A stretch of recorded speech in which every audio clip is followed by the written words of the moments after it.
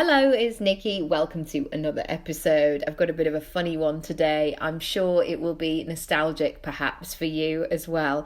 If you have younger siblings or in fact older, or a willing auntie or neighbour or somebody in your life that you could do this. So yesterday my brother sent me an advert, and in the advert there was a little girl and she was dancing, and there was a little brother flicking the lights on and off. And that was our childhood. It was me going, right, I've got this routine, I've got the music, and I need somebody to operate the lights, frankly. Like, I've got the vision.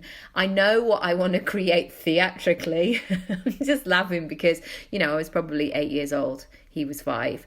And what I was going to say invite, but I basically told him like I would share some sweets with him, or that he could sit in the front. You can sit in the front if you do this. Do you remember when that was such a thing? Like, who was going to sit in the front in the car? Don't know if we were doing that at 5 years old, but there we go.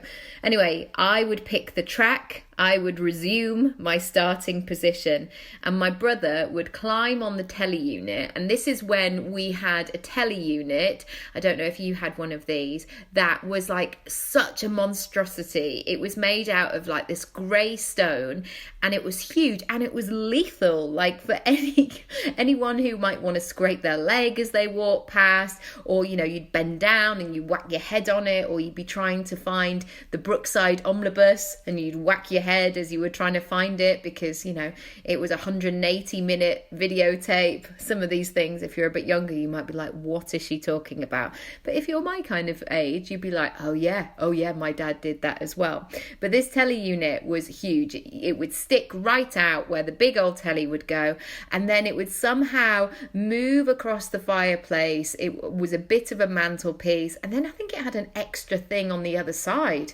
I mean, epic. And I've since seen our house on Rightmove, and it's been bought several times since we sold it, and they've done all kinds of other crazy things. So maybe it was a crazy living room. Maybe that's what we did. Anyway, going back to this story, my brother would, at the point, so when he got his cue, would climb up onto this telly unit, and he would start flicking the lights on and off. And we weren't even fancy enough to have a dimmer system. He simply used to have to flick it on and off until one of my parents would come in and say, can you stop flicking that light on and off? You're going to damage the whole thing. And it just would never quite give me the effect. But I mean, if I'd kind of thought ahead, I might have waited until one of his mates were around as well, so they could operate some lamps on the other side of the room. Anyway, hindsight is a wonderful thing, friends, a wonderful thing. But how does this relate to business? How does this relate to your personal brand? Me and my brother messing around when we were kids.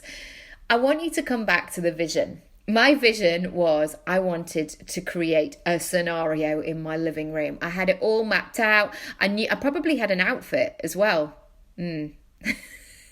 So certainly some kind of scrunchy system in my hair. So I had a plan, I had a vision, and my brother was part of that. And I was dedicated to that vision. I knew that it wasn't going to be perfect. I knew it wasn't going to be a professional theatrical lighting system, but I went with it anyway. And this is what the key is. And this is what my takeaway message from this silly story is that you have to commit to the vision first and foremost.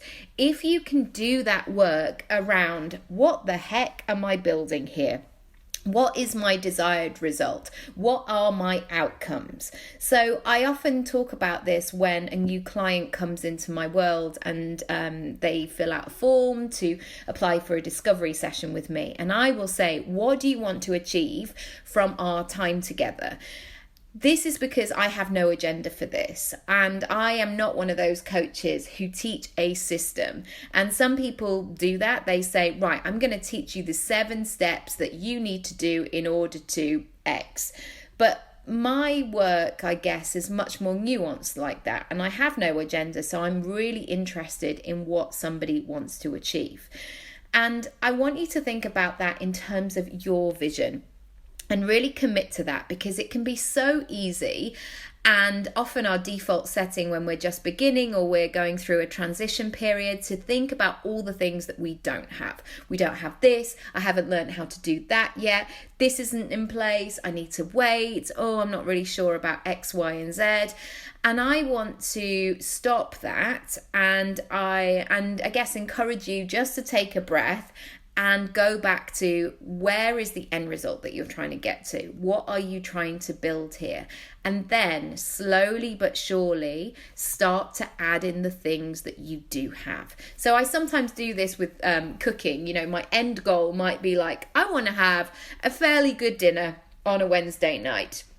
And I might start looking through recipe books, maybe not, but more like opening my fridge and hoping some inspiration will come out. But you have to be flexible sometimes. You have to be adaptable and be like, well, I haven't got leeks, but I've got spring onions. Like, they're small leeks. I can make it work. So that's what I want to invite you to do today, to really step in and give yourself, or take it on a walk or something like that. What's your vision? What are you building? What are you ultimately trying to create? And then notice what you can do in the meantime. I was thinking about this the other day, actually, that I used to spend so much money on things that I didn't need at that time. What I was trying to do was, I guess if my end goal was to be like, I want to be a better runner, it was the equivalent of buying some spike shoes and going, right, well, I've got the most amazing shoes now, so therefore it's going to work. I wasn't ready for spike shoes, and I'm running on pavements and woods and various parks in North London. I'm not on a track. I'm not competing worldwide, not yet anyway.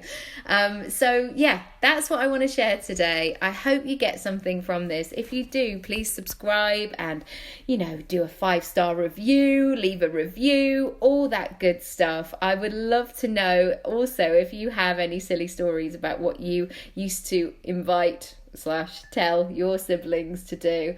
And Sai, if you're listening, thank you for being part of the vision. Thank you. Without you, I don't know if I would be where I am today. He will so be like rolling his eyes at this. He still does that. He's 35 and I'm 39, and Anyway, I'm going to leave it there. Thanks so much for being with me today, and I'll speak to you very soon. Bye.